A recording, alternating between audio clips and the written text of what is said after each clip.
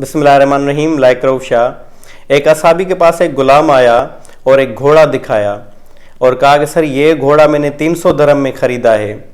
असहाबी ने घोड़े को देखा और बड़ा हैरान हुआ और ग़ुलाम से पूछा कि ये किससे ख़रीदा है। तो ग़ुलाम ने घोड़े के मालिक को मंगवाया। तो असहाबी ने उससे पूछा कि आपने ये घोड़ा मेरे ग़ुलाम को 300 दरहम में बेचा है। तो घोड़े के मालिक ने कहा कि जी सर, मैंने इसको 300 दरहम में फ़ाइनल किया है। असहाबी ने घोड़े के मालिक को कहा कि अगर मैं आपको इसके 400 दरहम दूं तो आपको कोई एतराज़ तो नहीं है। तो घोड़े के मालिक ने कहा कि भाई इसमें एतराज़ की क्या बात है, ये तो खुशी की बात है कि मुझे 100 दरहम ऊपर मिल रहे हैं। तो असहाबी ने कहा कि अगर मैं आपको इसके 500 दरहम दूं, 600 दरहम दूं, 700 दरहम दूं, फाइनल में इस घोड़े के आपको 800 दरहम दूंगा। तो घोड़े का मालिक बड़ा हैरान हुआ और खुश भी हुआ। उसने कहा जी सर, मैं तो बिल्कुल राज़ी हूँ। तो असहाबी ने 800 दरहम घोड़े के मालिक को दिए और घोड़े का मालिक बड़ा ही खुश होकर उधर से रवाना हुआ। तो उसके रवाना होने के बाद ग़ुलाम ने असहाबी से कहा कि सर ये आपने क्या किया, ये घोड़ा तो मैंने 300 दरहम में फ़ाइनल कर दिया था इसके साथ, फिर आपने 500 दरहम ऊपर देकर टोटल 800 दरहम में क्यों ख़रीदा जबकि 300 दरहम में फ़ाइनल हो चुका था।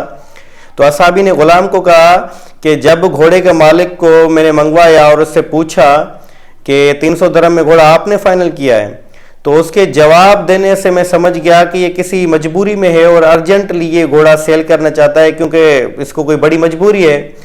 तो असहाबी ने कहा कि मुझे नबी करीम सल्लल्लाहु अलैहि वसल्लम की एक बात याद आ गई कि अगर कभी भी कोई मजबूरी में हो और कोई चीज़ बेचना चाह रहा हो तो कभी भी उस चीज़ की उसकी मजबूरी का फ़ायदा नहीं उठाना, उस चीज़ की हद्दुल इम्कान जितनी कीमत दे सकते हो देना।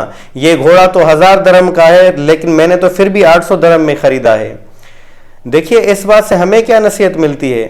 मोहतरम जनाब कासिम अली शाह साहब कहते हैं कि जब भी आप किसी की दिल से इज़्ज़त करते हैं, जब भी आप किसी का दिल से अदब करते हैं तो उसकी बात का भी अदब करते हैं। हमें चाहिए कि हम अल्लाह ताला को तो मानते हैं लेकिन अल्लाह ताला की भी माने। हमें चाहिए कि हम नबी करीम सल्लल्लाहु अलैहि वसल्लम को तो मानते हैं लेकिन नबी करीम सल्लल्लाहु अलैहि वसल्लम की बात को भी मानना चाहिए कि नबी करीम सल्लल्लाहु अलैहि वसल्लम किस तरह से ज़िंदगी गुजारा करते थे। नबी करीम सल्लल्लाहु अलैहि वसल्लम की सीरत मुबारक पढ़ें क्योंकि हज़रत वासिफ़ अली वासिफ़ साहब की कोटेशन है कि पैगम्बर की बात बातों की पैगम्बर होती है। तो लिहाजा कोशिश ये की जाए कि हमें नबी करीम सल्लल्लाहु अलैहि वसल्लम की सीरत मुबारक पढ़कर नबी करीम सल्लल्लाहु अलैहि वसल्लम की ज़िंदगी की पैरवी करनी चाहिए। शुक्रिया।